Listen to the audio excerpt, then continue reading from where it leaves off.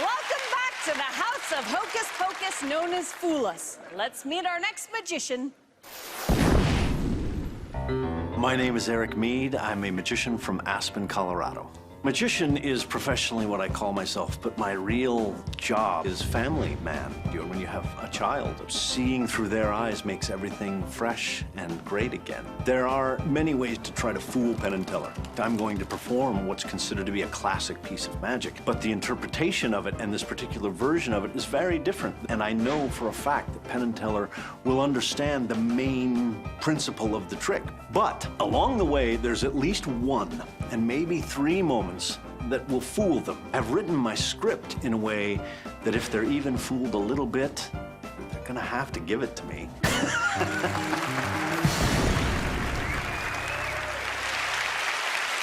welcome Eric Mead.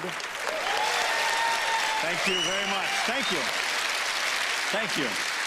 It's probably just a coincidence that the man who first told me the 90-10 rule of magic works behind the scenes on this very program.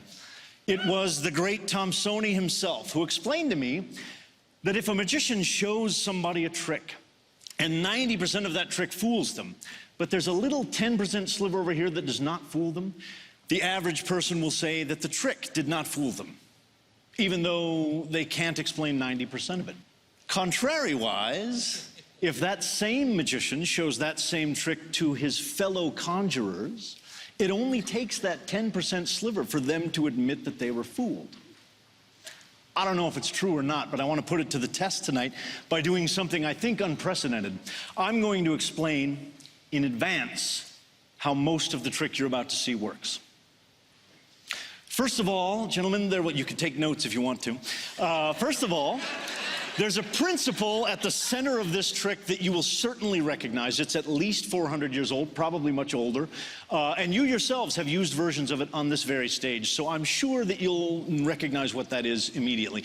Secondly, you will see some sleight of hand, and I know that you know what sleight of hand looks like, so I concede all of that.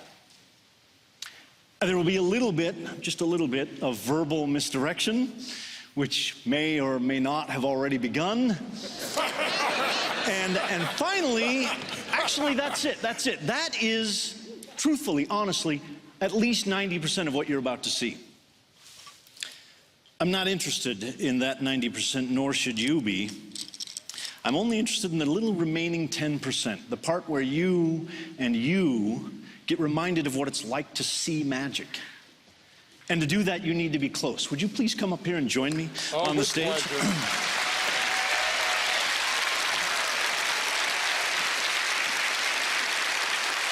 Welcome. Oh, man.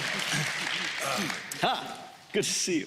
So the composition by John Ramsey, the particular arrangement I'm going to play for you today is by a dear departed and much missed Tim Conover. This is a classic called The Cylinder and Coins. I have some unusual props, which I'll tell you about in a moment. But for you, the important props are these 4 silver dollars. This is a drink coaster. Tonight it's going to act as a little stage, like a little raised platform. This is where all of the important action will take place. And the little piece of cork sits out there on the stage. The cork is just the end of a wine cork that I shaved off with a knife, just a little piece of cork. It will play the role of the MacGuffin, if you're familiar with that term, and be hidden inside the little cylinder. Oh, and the cylinder, I should tell you, is just a little strap. You can take that off of there. It's a little strap of leather that's had its ends stitched together. It's hollow. You can completely see through it. Penn, if you want to check it out, you're welcome to. Trust Teller on this one. And I'll let you see down through there, okay? So the important thing about the cylinder is that there's no top or bottom, so anything dropped inside will pass right through. And as I said, the cork goes inside the cylinder, and we're ready to begin. This would be the time if you want to pay really close attention. 1, 2, 3, 4 coins. The idea, very simply, one by one, I'm going to take these coins and I'm going to make them disappear, each in a different way. The first one, the wand passes through my hand like this, and that coin sort of melts from my hand and appears down inside the cylinder, even though you're staring at the cylinder and it's right out in the open. 3 coins left behind. 1, 2, 3. Nothing else in my hands. That's number 1, that's number 2, and that third one Wait, there it goes. That third one, just a little like that, and it disappears completely. Now, you're very polite. A lot of times when I do this for non-magicians, they'll grab hold of my wrist at this point and start looking at my skin to see if there's a slit or a pocket or something. There's not, but I can make it look like I have, like if I make a little fake incision right here in the back and I push down, that coin goes right through to the inside. Or I could push it down inside and then touch it with the magic wand and it instantly disappears down inside the little cylinder. That leaves just this one, the last, the final coin.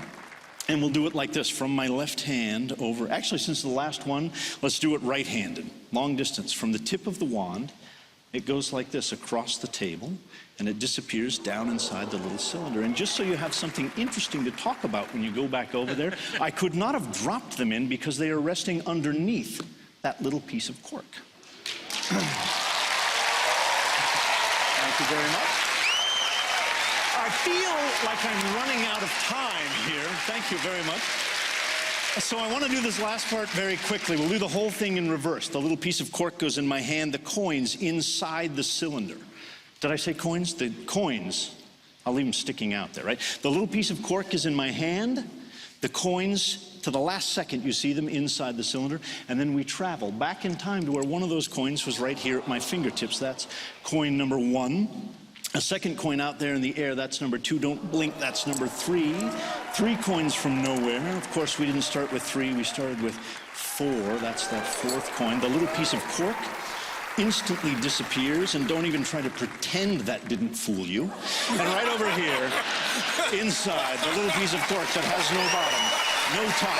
And that is what magic should look like. Thank you very much. Thank you very much.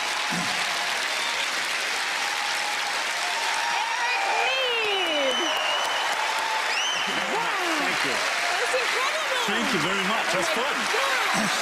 Okay, yeah, my lines was blown, clearly. Good. And do that. They are now working thing. very hard on Yeah. talking about what happened there. You just have big cojones to do it that close in front of those guys. How kind of you to notice, I guess. Because, you know, to do it right with them sitting right there. Oh, yeah. Well, close-up magic should be up close. So do you think that there's a chance you've fooled them? I think it's unlikely that they're going to say they were fooled, and here's why. Everything that I said up front is true. They recognize the main body of the trick. They know that there's sleight of hand, and they could just say that, and I would have to concede that that's correct. So the question is, would they... The question is, where do they draw the line? If I'm certain there are a couple of beats along the way that were puzzling or mystifying to them. Is that enough to say that they were fooled? I don't know. I doubt it. But we're about to find out, I think. I don't know. I like just watching them squirm. You know, Eric, you chose to do something really, really difficult, which is coin magic in front of us. There are certain principles in coin magic we just know. And there's certain things that we did say. Probably the most brilliant thing you did was to do an introduction where you changed the rules of the game on us. You changed it from having a pretty good idea how it was done overall to this 10% thing, which has nothing to do with Fool Us. It's totally what you pushed on us. But you know, part of the magic thing is game theory. And you played the game theory perfectly. And then you threw it in our laps and said, you decide whether I fooled you or not. So yeah, we know coin magic. Yeah, we know you, Eric, but it is in our laps, and...